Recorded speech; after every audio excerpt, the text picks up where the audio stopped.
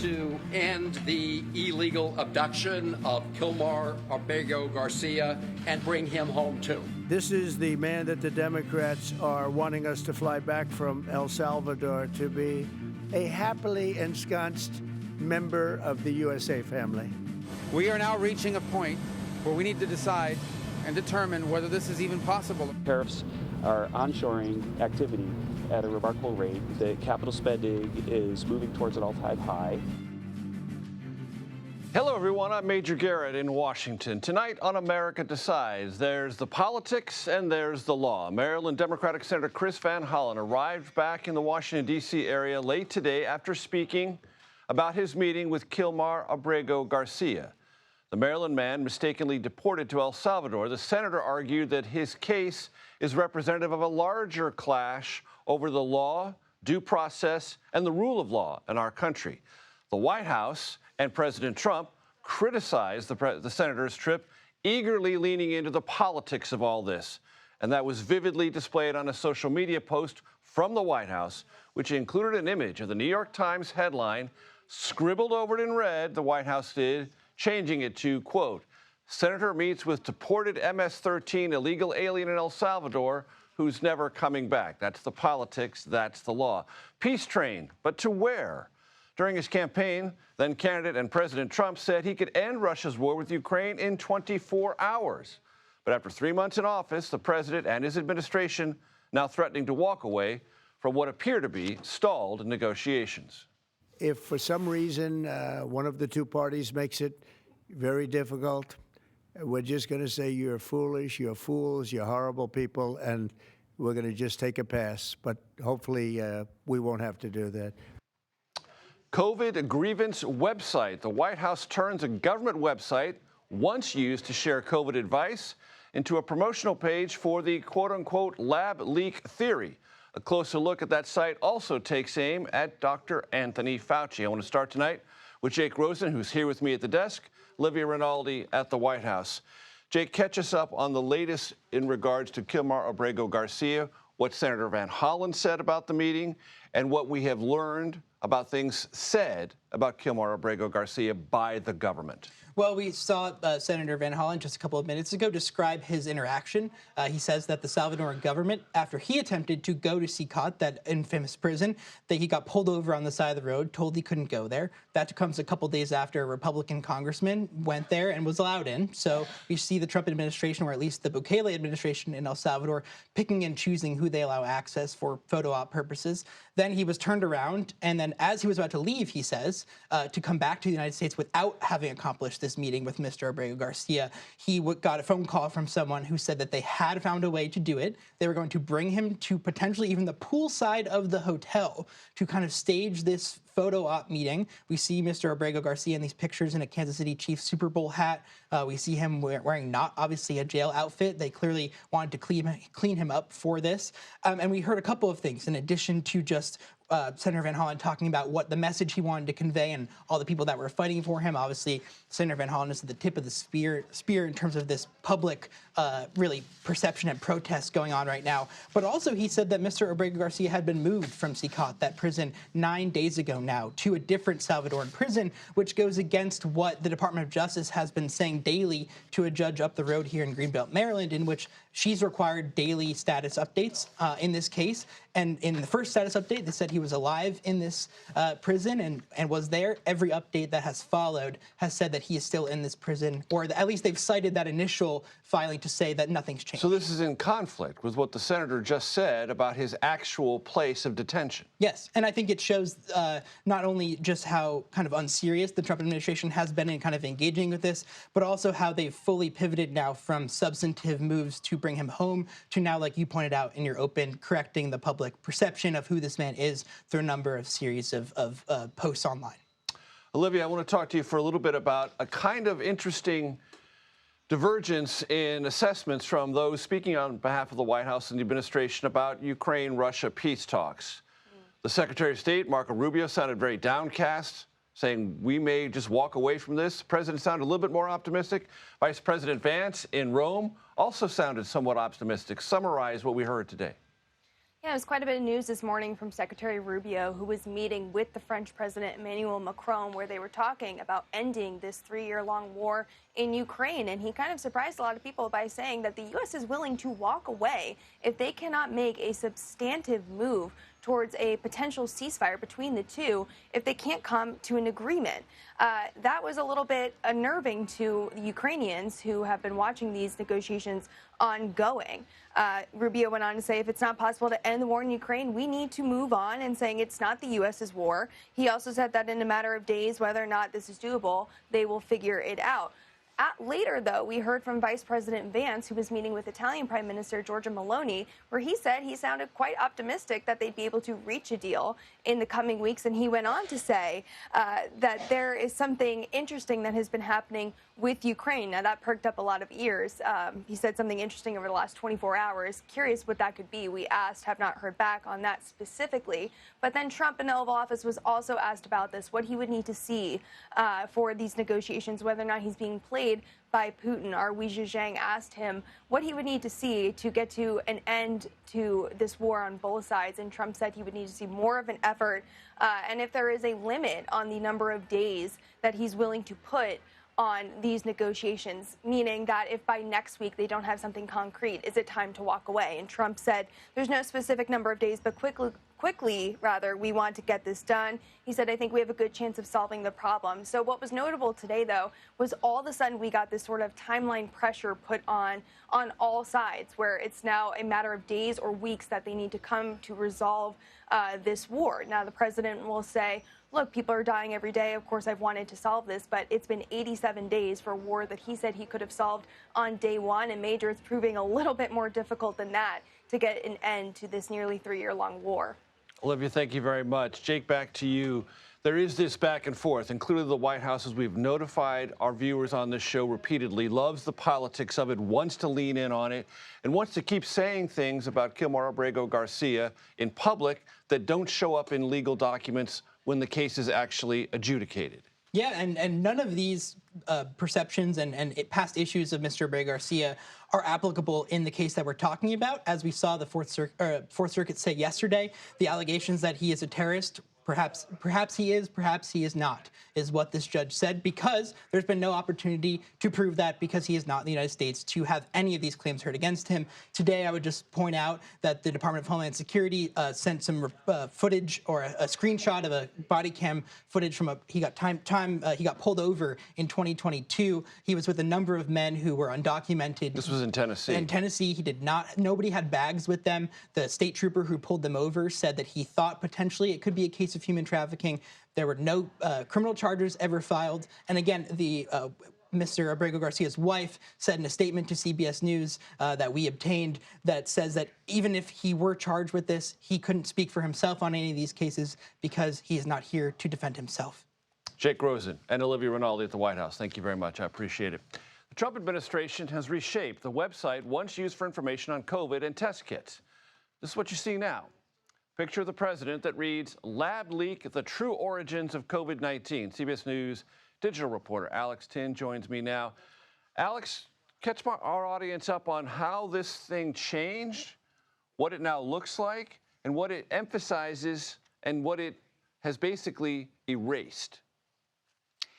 Yeah, so Major, you're exactly right. You know, that website, which is titled The Lab Leak, The Real Origin of COVID-19, which is hosted by the website, is what you will get to if you go into your web browser and you type in covid.gov or covidtest.gov.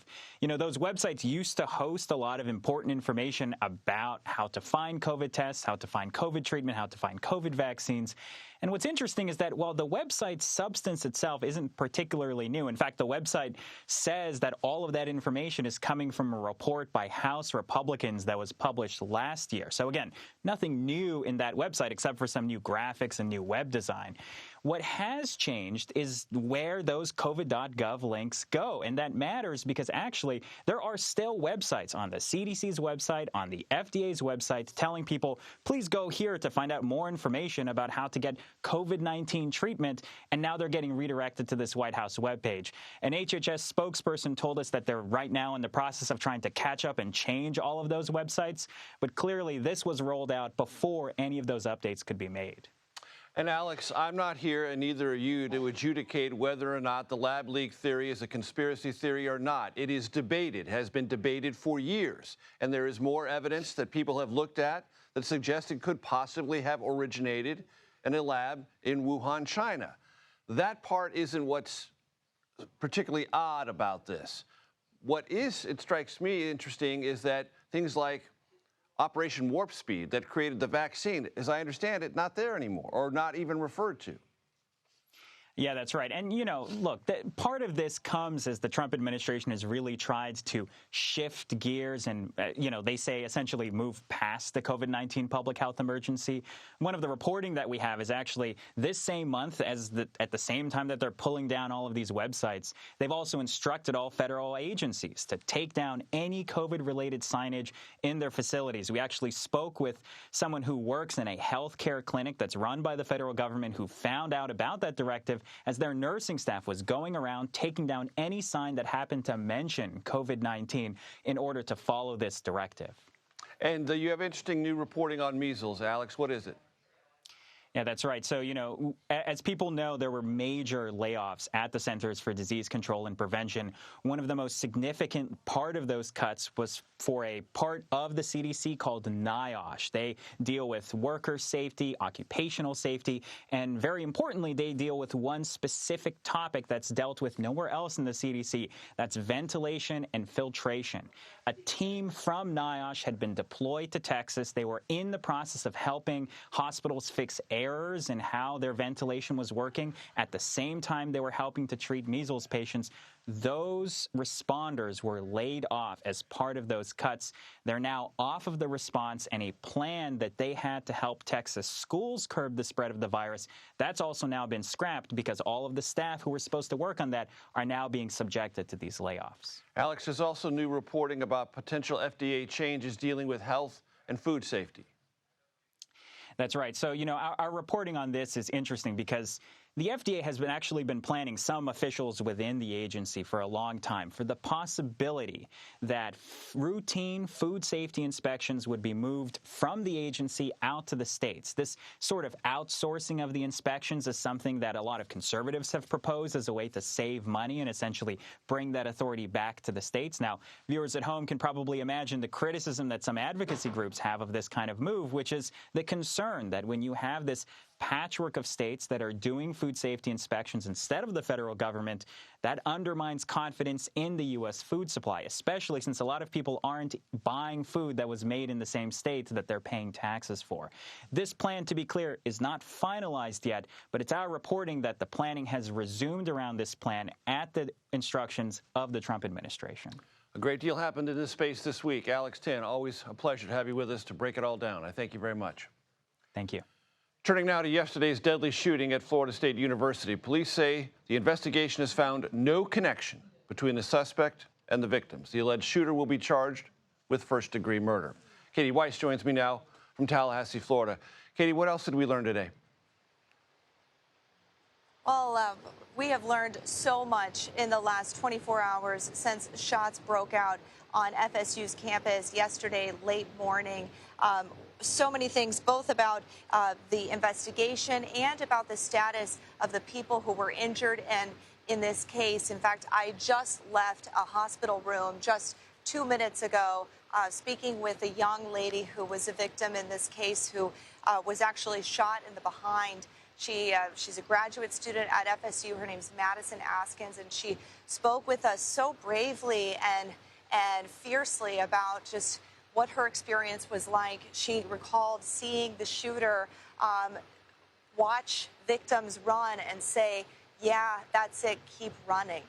Such eerie details that she recalls with such clarity, despite having just had surgery yesterday for her wounds. She still has to undergo one more surgery before she can leave the hospital here at Tallahassee Memorial. But very, very inspiring to hear her work, and we're going to continue to show you more of that sound as we continue throughout our coverage throughout the weekend. But some other details that we're learning about the shooter, the alleged shooter in this case, is that he's still also recovering in the hospital after a shootout with police, and that he's not cooperating with authorities. And so a big question still remains on many people's minds.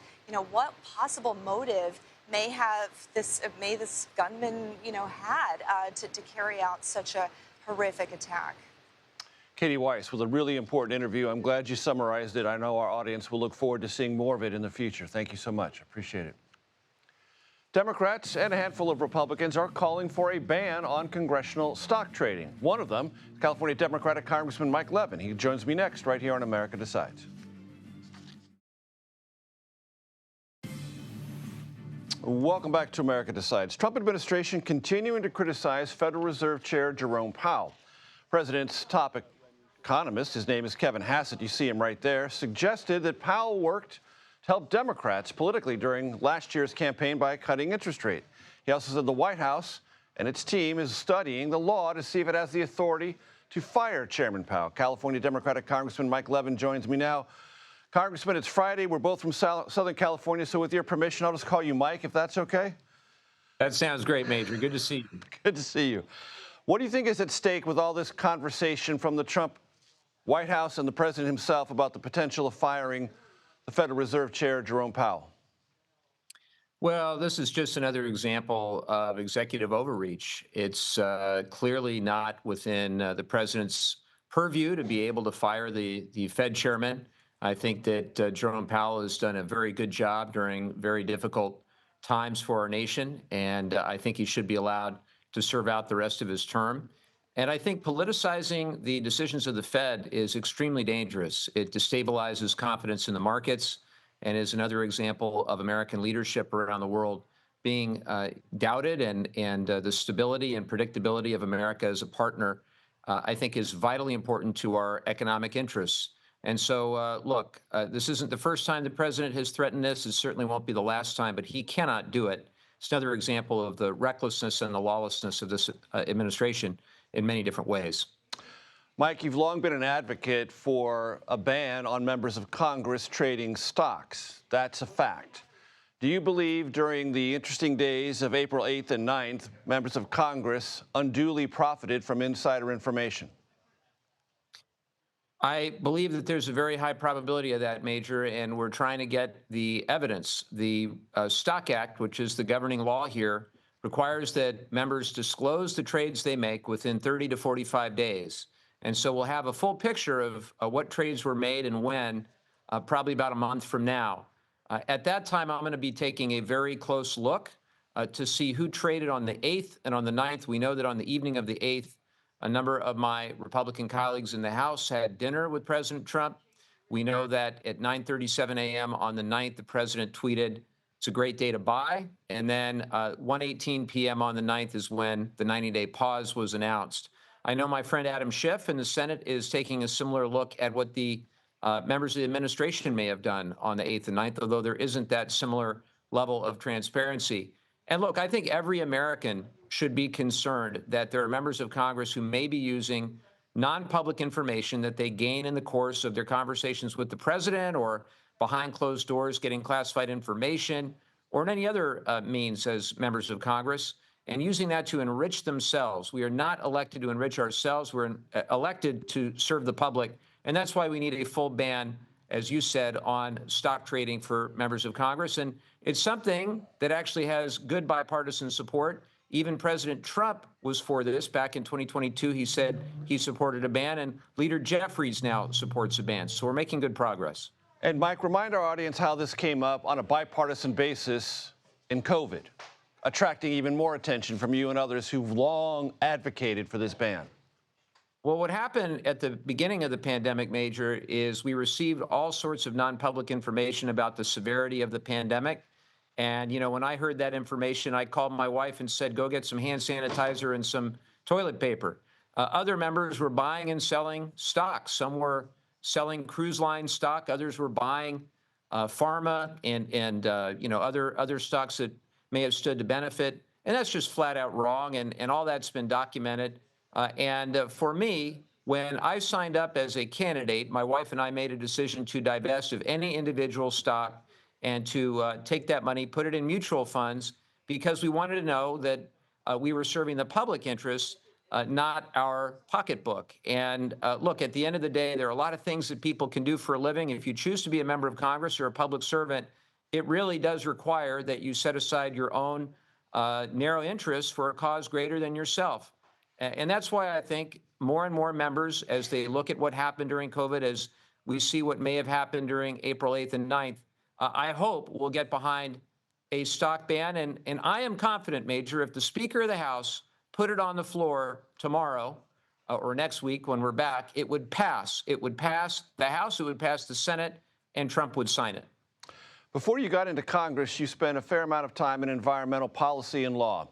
I'd like to get your opinion on changes the Trump administration intends to make with the Endangered Species Act and other environmental related policies, especially making it easier to drill, mine, and fish commercially.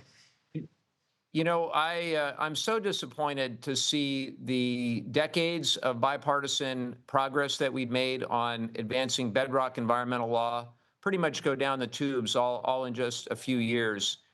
If you remember, it was Richard Nixon that created the EPA when California needed a waiver from the Clean Air Act because of smog here. Ronald Reagan was our governor. And then when acid rain was a problem and we needed to develop a solution, cap and trade was developed by George H.W. Bush. Here in California, AB 32, very, very comprehensive climate policy, was passed by Arnold Schwarzenegger and the legislature. So really only just a handful of years ago did this become so partisan. And the fossil fuel industry, you know, we talk about the impact of Elon Musk's hundreds of millions of dollars in the political process, Major, but only to be surpassed by the fossil fuel industry. Roughly $450 million that the fossil fuel industry contributed to the campaign. And I think that is now showing in all these decisions that are being made, which most Americans do not want: dirtier air, dirtier water. We actually want to tackle the climate crisis, and I'm just very discouraged to see it. And I hope that so much damage that may be done, I hope that it's something that we can come back from when we have an administration that actually believes in science again and wants clean air and clean water again. Mike, last question. From your vantage point, what is the Kilmar Abrego Garcia case about? It's about due process and about the basic premise that everybody who's in the United States deserves protections under our Constitution before they're deported.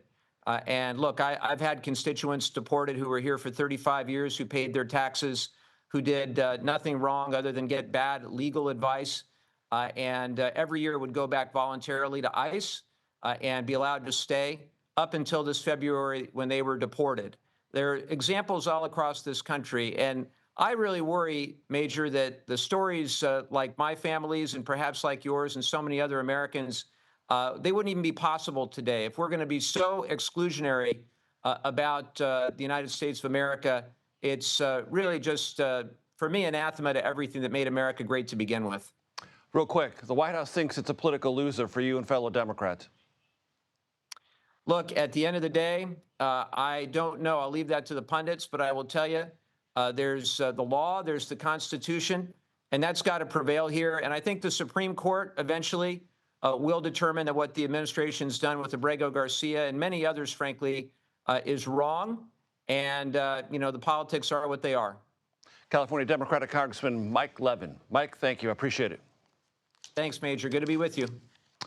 President Trump hinted this week that the tariff spat, maybe more than that, he also called it kind of a war, with China might end sometime soon. But with the Chinese showing few signs of backing down, will the U.S. be forced to blink first, or at least reassess? We're going to explore that next, right here on America Decides. Welcome back. Thanks for staying with us. This is a conversation going on here in Washington, up in New York on Wall Street, and really nationwide. How prepared is this nation, United States, to deal with the consequences, economic and otherwise, of President Trump's global tariffs? And this conversation has a kind of specificity to it. What about China? Well, Scott Kennedy may have some answers for us. I'm very glad he's here. He's Senior Advisor and Trustee Chair in Chinese Business and economics at the Center for Strategic International Studies. Great to have you here. Thanks so much for coming in on a Friday. I want to play for you what President Trump said yesterday, and then something that we've received subsequently from the Chinese embassy. Let's listen. I think that we will make a deal with China. I think we've had some very good talks, but we will have some very good talks remaining. We're going to make a deal with everybody. And if we don't make a deal, we'll just set a target, and we'll live with that, and it'll be fine too. How much time do you think you have? I would think over the next 3 or 4 weeks, I think maybe the whole thing could be concluded. Scott, in part of that interaction with reporters, the president implied he maybe had talked to President Xi, or that there had been high-level communications from the Chinese government to the Trump administration. My brilliant colleague, Margaret Brennan, who does this work all the time, reached out to the Chinese embassy to get some sort of response. It reads as follows. From a spokesperson, quote, "I have nothing to offer on this matter. Our principled position is the same. The tariff hikes were initiated by the U.S. side. It is up to the one who caused the knot to untie it. If the United States genuinely seeks to resolve the issue through dialogue, it should abandon its approach of maximum pressure, refrain from threats and coercion, and return to talks based on mutual respect, equality, and mutual benefit." How do you parse that? Sure. Well, it does seem like both sides are staking out positions that favor them. Obviously, the U.S. economy and the stock market, bond market took a big hit. The president is trying to provide reassurance. And the Chinese think that they look like the victim and that it's up to the U.S. to make the first move. So there probably have been communications. I don't know if it's between the White House and the Chinese leadership, but what they're doing behind the scenes, if they're getting ready to talk, isn't going to be something that they're going to be sharing directly with you and me. And it's been my experience, you are much more traveled in China than I am, but I've traveled with presidents there. Tremendous amount of preparation has to go in Sure. dialogues that reach decisions with the Chinese. Sure. So if you're going to sit down and get an outcome on this, it's not going to be just through a couple phone calls between President Trump and President Xi. This is going to take months. Not a few weeks. They're going to have to decide what the agenda is. Is it going to be just on the econ issues that generated the war? Is it going to be on fentanyl? Is it going to be on Taiwan? And then what's the process? Who's going to represent the president in the negotiations? That will take a long time. And Scott, I've read several articles suggesting that China has been preparing for this moment after Trump 1.0, getting its economy and its communications about its economy externally and in the region more aligned with riding something like this out, if possible. Is that true, and can they? Sure. I mean, I think the Chinese were ready to negotiate from day one, but prepared if this escalated as well. And so they have begun to launch a stimulus. They've got a lot more bullets in their stimulus gun if they need to stoke the economy. Just as President Trump and his colleagues are negotiating with the Japanese and the Europeans, President Xi was in Southeast Asia this week. He's going to be negotiating with the Europeans and the Japanese. And they just think that they're way more united than us, and they point to the fractured American society and politics in Washington and around the country to make it look like they have a lot more staying power. And is there a part of that calculus that American politics being as short-tempered as it sometimes can be, high prices from these tariffs maybe in the spring and summer might create political problems here that they can ride out and pay attention to and let them play out before having to make any moves at all? Sure. I think, Liberation Day wasn't expected by them or by the markets, and they saw what happened on April 8th and 9th. And when the president walked back and focused on them as Plan B, for them, that's a win. His adjustments on the tariffs on semiconductors and IT products, also a walk back. So they think eventually there will be another economic moment that pushes the president to make more concessions, and they will end up walking away without having to give away a heck of a lot. And there might have been an example of that just today. There was an announcement from the administration about fees to be assessed to Chinese vessels. Not as comprehensive and as hard as it could have been. How do you evaluate that in this conversation? I think both sides still have some things they could do to punch the other. These fees on vessels, there's the TikTok deal, right. There's the Boeing aircraft issue. There's questions whether this goes financial, and does the U.S. pull licenses of Chinese banks or kick Chinese companies off the American securities markets? Does the Chinese pull the licenses of J.P. Morgan and Goldman Sachs in China? Those things would escalate things quite a bit. I think the Chinese believe that they have significant staying power. Their economy is not super strong, but they have a closed capital account. That means money can't flow in and out of the country. And they think that President Trump, in their traditional Chinese words, is a paper tiger, and they're going to find out if they can prove that. I appreciate the expertise and perspective. Scott Kennedy, thank you so much. The bombing in Oklahoma City was an attack on innocent children and defenseless citizens. It was an act of cowardice, and it was evil. The United States will not tolerate it.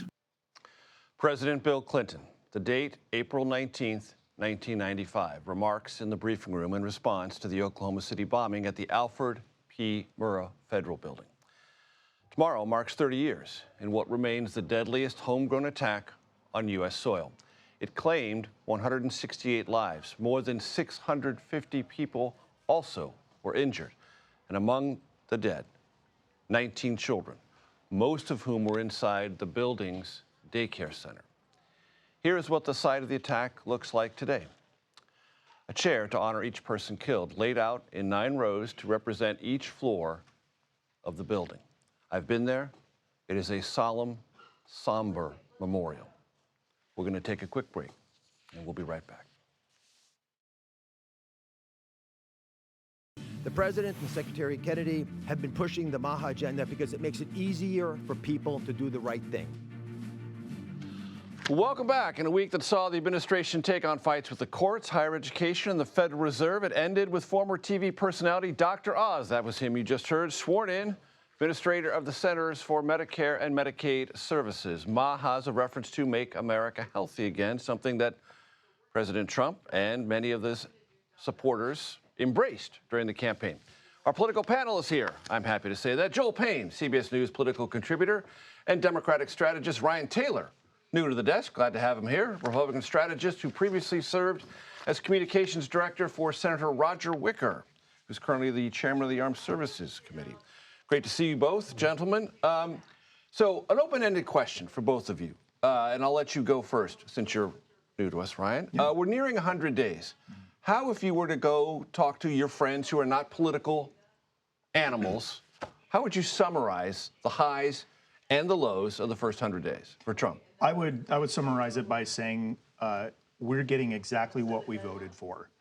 Exactly what we voted for. The president has made promises to secure the border. He's done that.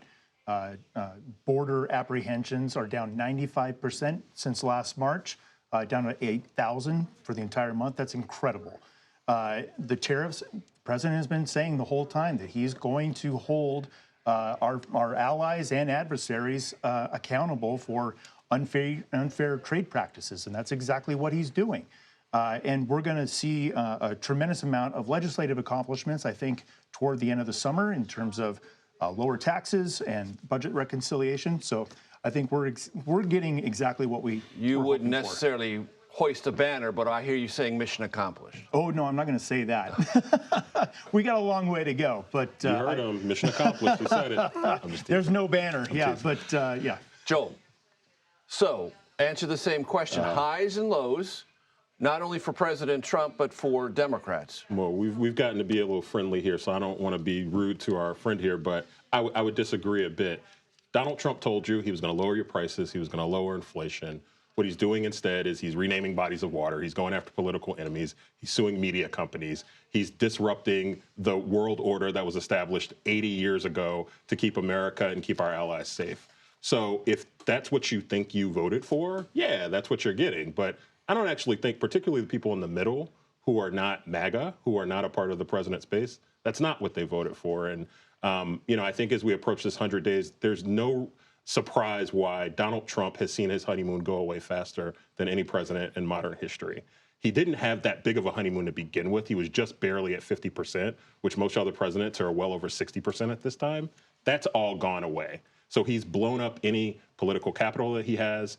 And there doesn't seem to be any theory on how to actually kind of hold together a coalition that can be longstanding and durable for Republicans to govern with and potentially try to hold on to power in 2026. And Ryan, when you look at things like the Department of Government Efficiency federal workforce cuts, I talk about this on the program with some frequency, just to remind people, because there's a sense that every federal worker lives here in the D.C. area. 20% do. 80% live around the country. Right.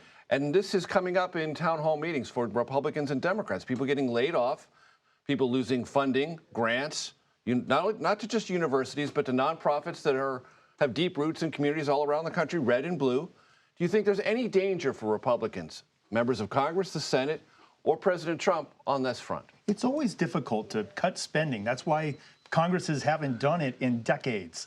It's going to take some belt tightening. We've got a $36 trillion debt.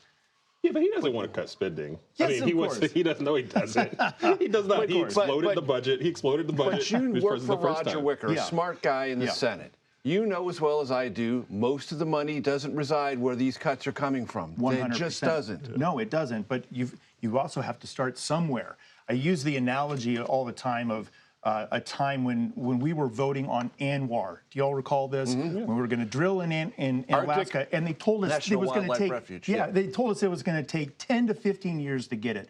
We'd be having that oil right now had we just gone ahead and done it. Yeah, but there's a reason. There's a reason why most presidents and most governing bodies don't move fast, and the reason is because you do things like cut off funding for life-saving cancer research. You cut off funding for Ebola prevention. You cut off funding to prevent pandemics. That's the type of stuff that happens when you move fast. And that, by the way, that's not what the American people voted for. They voted for common sense and cheaper eggs, and that's not what they're getting. They got cheaper eggs, and slightly. They're still expensive. Sure, they're slightly cheaper. They're better than they were, and the global $9 to $7. And the global chaos of the Biden administration with Russia invading Ukraine and so forth, that's also starting to slow down. But I will say, government moves slow. So we have one opportunity as Republicans to make a lasting change to government and fundamentally change the trajectory. And that's what President Trump was elected to do, and that's exactly what he's doing. To your point, again, I ask lots of Republican strategists who sit at this table this question. It's August and September of 2026, leaning into October. Yeah. Who's talking more about DOGE, Republicans or Democrats? Probably. And tariffs.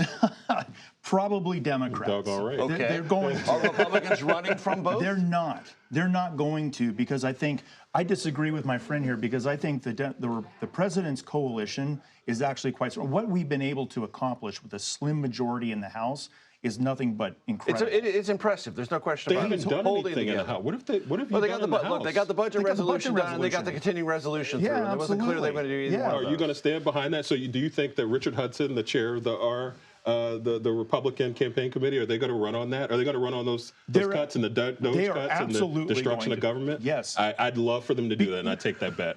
The federal government, and I will take the bet that if the hill that y'all want to die on is the gentleman down in El Salvador, I will help you plant the flag on that too. So I care about your due process just like I care about his. I do too, and he got his.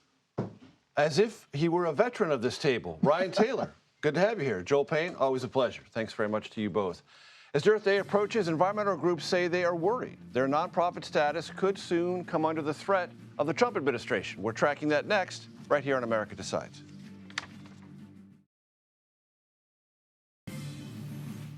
Welcome back. This conversation is about one thing that might have something to do with another thing that may not look aligned, but quite possibly could be. Here's what I mean.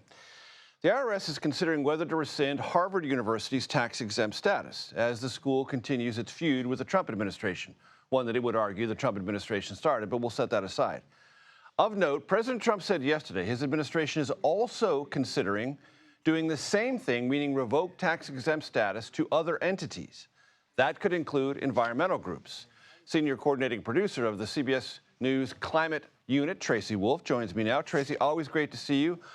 Walk our audience through what this means and what environmental groups are fearing.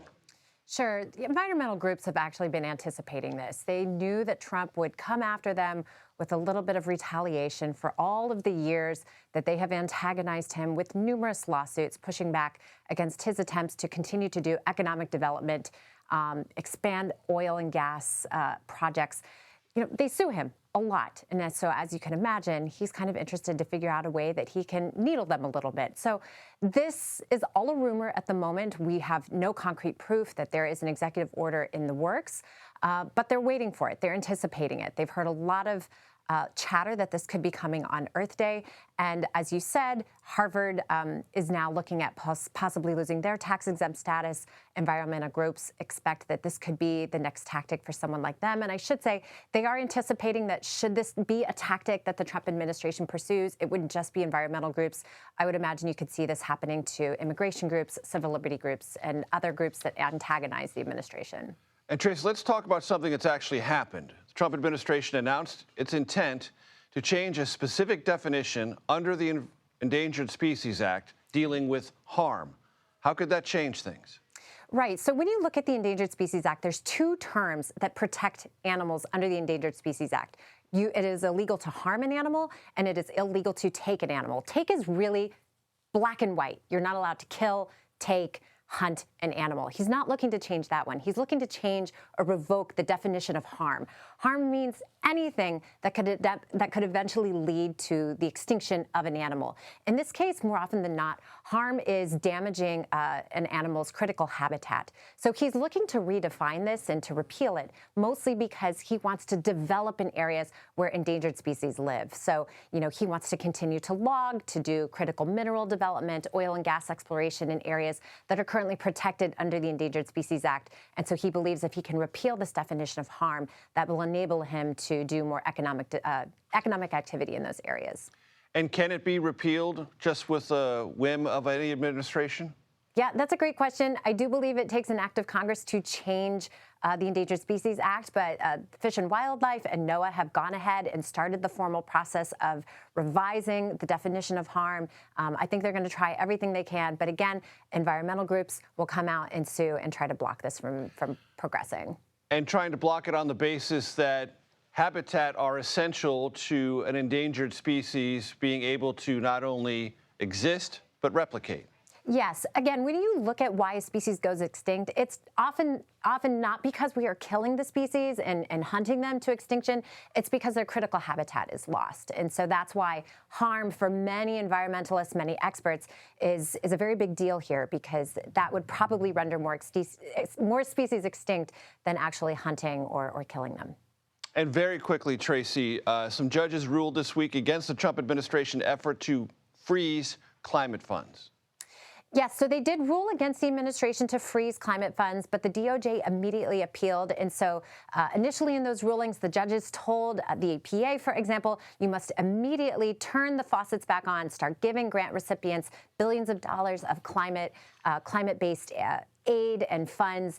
And so they were supposed to start getting that money yesterday, but already a judge had to stay that ruling, or the DOJ already asked for an appeal. And so there is a stay in that. So nobody's getting their money quite yet. But what was interesting in both of these rulings is the judges did say, listen, you do not have the power as the EPA, as a federal agency, to stop these funds. You need to return the money back to the grant recipients. So I imagine this is going to get kicked up to the Supreme Court, and we will have to see what they say.